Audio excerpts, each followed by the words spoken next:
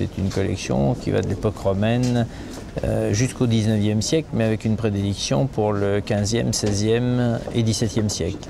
Michel Rullier est un homme ouvert sur le monde. C'est pour ça qu'il a fait une telle collection.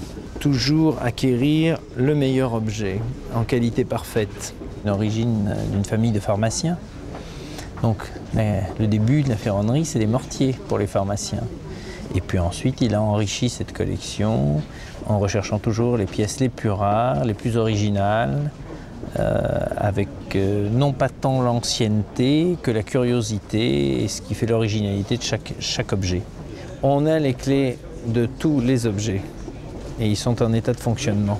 Vous avez les outils pour les maîtres compagnons qui sont dignes d'objets d'orfèvrerie.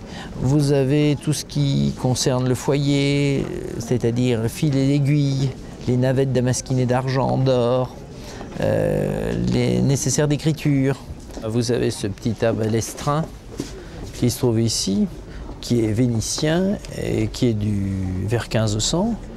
Une petite arbalète de table, il suffisait de la cacher dans une manchette et le résultat était désastreux pour l'adversaire. Cette platine de fusil d'un artiste italien où toutes les parties qui permettaient l'allumage de la poudre sont ciselées, c'est un travail d'orfèvre. On n'a ça qu'une fois dans sa vie en fait, parce que c'est la collection type qui tourne presque à l'obsessionnel, mais essentiellement constituée de chefs-d'œuvre et pas constituée de babioles. Tout a été trié sur le volet pendant 50 ans. La clé, c'est un peu d'argent. On peut s'offrir un objet à 100 000 € comme un objet à 300 €.